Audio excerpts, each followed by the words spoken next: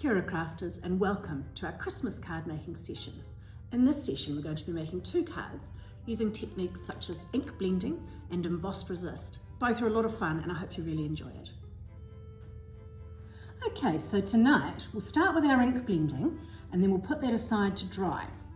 So first off I need my little sponges for my ink colours. I've got 3 here tonight. Now I'm using Distress Oxides particularly because they blend so beautifully together, and also so we can do effects like this because they are water reactive. So I'll show you how I do all of that.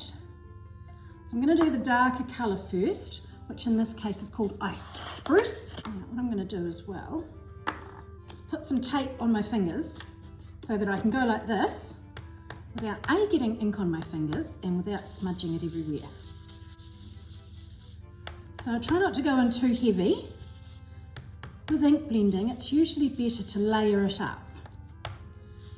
So put on little bits at a time. Just go nice and lightly.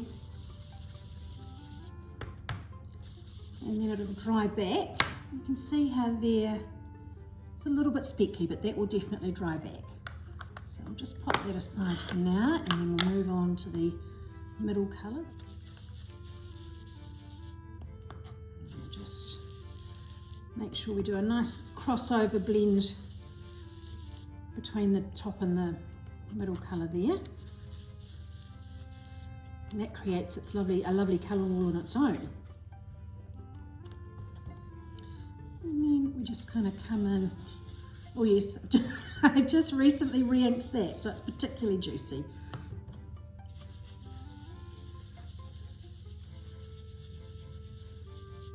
So you see how now, because it's so juicy, it's created quite a harsh line in there. Come back in and then just soften that up a bit. Cool. So it's a bit more soft now, which is what we wanted. So we'll set that aside to dry. And we'll move on to the base for the other card. So now we're going to move on to this one, and you'll see there it's got this zigzag pattern underneath the ink. And then what I've used there is clear embossing. So I'll show you how I do that. I've got a stamping platform here which makes repeat stamping super simple. So what I've got is some watermark ink. I've got anti-static powder and I've got clear embossing powder. And I'll need one of those just to funnel that back in. So I've got a piece of cardstock in the stamping platform and I've lined up the stamp on the lid exactly where I need it. So that'll go exactly onto that place a couple of times. And then, first, anti-static powder. Now this stops the embossing powder from going places that you don't want it, and it stops any oily fingerprints or anything like that as well. So now what we need to do is ink up our stamp. So we get the embossing ink, which is a clear sticky ink, and we pop that all over the stamp and then press it down. And then it's in exactly the same place. So I'll do a second coat.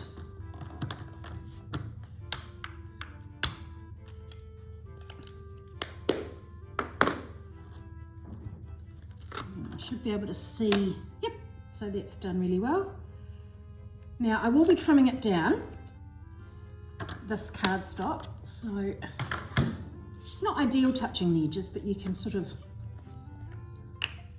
avoid that because, as I said, I'll be cutting it down a bit. Now we sprinkle the clear embossing powder over everywhere that we have stamped. So any kind of background stamp would do, or you could make your own background by using lots of little stamps, or you could even, because you can get a pen version of these, so you could use it to draw a really cool background. Right, so that's covered there. Now what I'm going to do is going to lift it up, and the embossing powder will stick to the ink. You can't see it so well because it's clear, but as I heat it, I'm going to heat it with my heat tool shortly, it will melt and go glossy.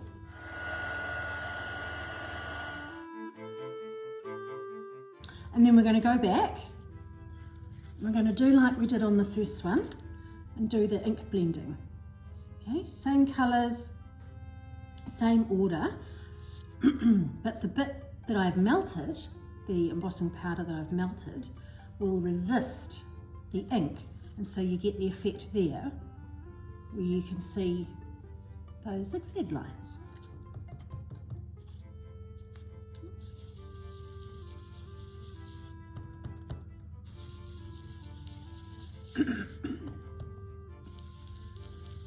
It's one of those things that it will look like a mess for the first bit, so don't worry, it actually is supposed to go like this, and then at the end it'll look amazing.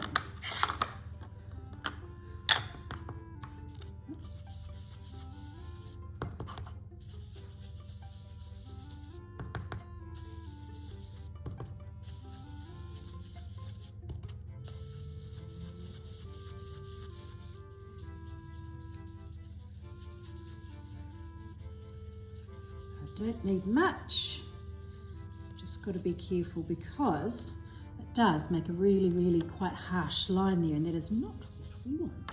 So then we come back to the sky, just soften that up a bit. That's much better, there we go. And then we get a dry cloth and we just buff it.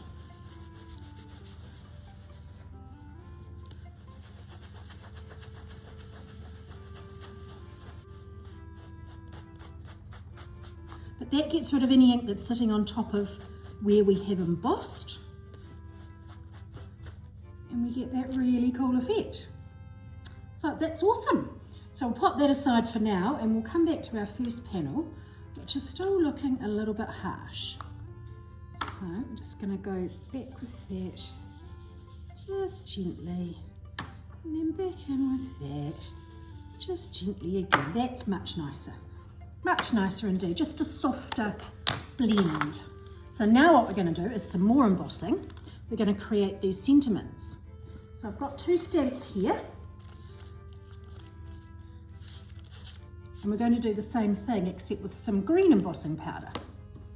So we'll get our stamping platform back. And we'll take that one out because we don't need that anymore. We'll line up some more cardstock in that.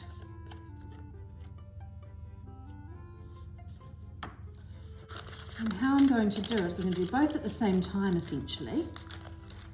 So do one down one end and then one down the other. Give myself room to die cut around them because I've got the matching die set for this, which makes it much easier. Right, so they're there, and then I lower the lid of the platform, pick those up, and just do some more of the embossing bloody anti-static powder. Right, we have that green ready to go. So I'll link those up. Now with sentiments, you don't want to press down too firmly because then the lettering often will squish and make it go out of shape, and particularly when you are either using a dark ink or heat embossing, it tends to make it look a little bit odd.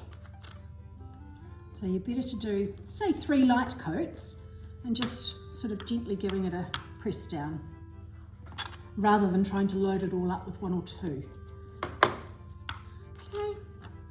So then we can remove it carefully from the platform. Again, you can't see it because it's clear, which is a bit tricky. Put that aside.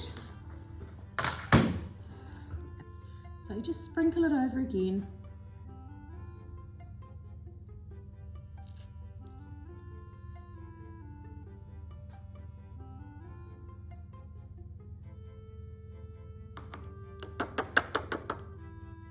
There we go. Now, we're going to heat emboss this as well, and it will look amazing. So we've made sure they're completely embossed. That's all melted. Cool. So now we can die cut them out. I'm going to use some fresh tape for that. So this is low-tack tape, which means it won't tear the cardstock. So line those up very carefully.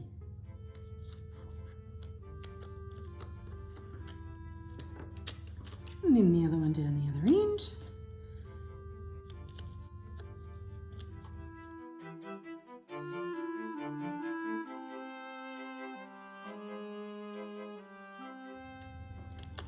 Right, so they've cut out beautifully. No worries there at all. So we'll just set them to the side for a moment. So our panels here are dry, but now we're going to have some fun with this first one that we made. So, got some white ink and a little water spray bottle. Let's get all the other things out of the way. So you see here it's got sort of dots on it, and some of that is watered down white ink and some of it's just plain water. But I prefer not to just spray onto it. What I do is I spray onto my hand and then sort of flick it. Like that. And get a paper towel and leave it for as long as you want, but the longer you leave it, the more vivid the effect will be because it'll be pulling the ink up. So this is a fun thing to experiment with. So you can see some of the inks coming up there. All right, so I just wanted a little bit like that because now I'm going to smush some of my white ink onto there. Oops. I'm going to water that down as well. And I've got just a small paintbrush here. So I'm going to just roll my paintbrush in that watered down white ink and flick that onto there like that. Okay. This is so much fun. And again, as much or as little as you like.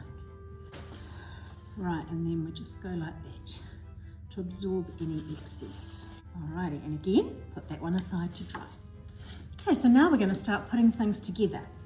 We'll work on this one here first because it's completely dry and cold and it's not going to cause us any issues. Now you'll see here that it's almost the exact size of the card panel. So I'd like to trim it down so it's got that little white edge there.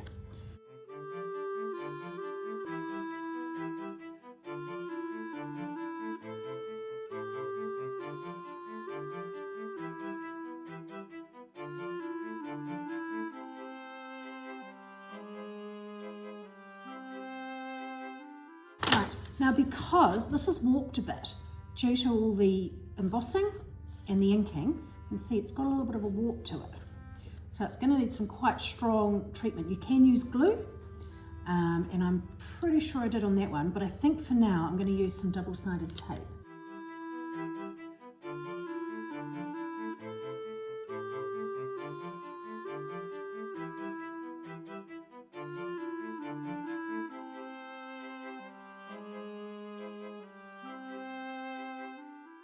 And then we can get our little sentiment there. Now I've used foam pads to pop it up a little bit because I like that element of dimension that it gives it.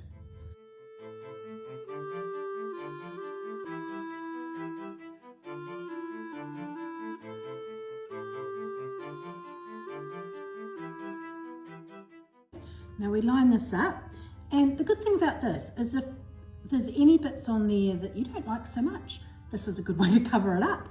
Or you just, again, my slightly dodgy ink blending, you can put it wherever you want it to disguise any of those things. And because I've done that in green, I quite like having a contrasting colour next to one side of it. So that's that one. Now we'll do a splattered one.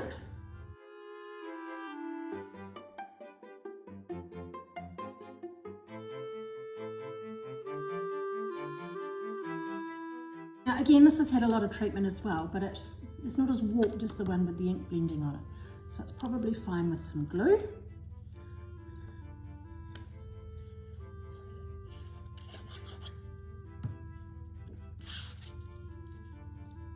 Again, we line that up nice nice and evenly. Press that down. Now I've got this to sit on top of it just until the ink dries a little bit. The glue dries a little bit.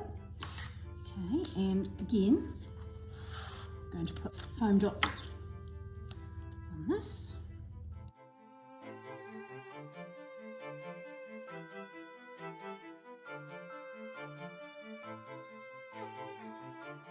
I actually quite like that as well.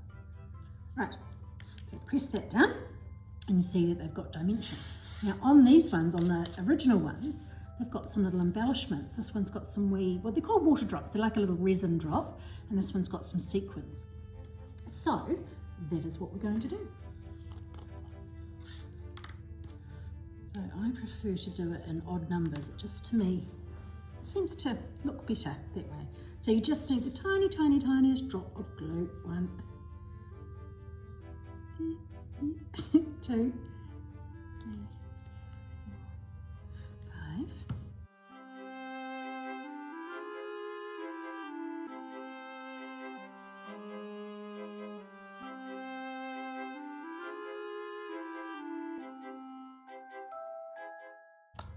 Now the sequins.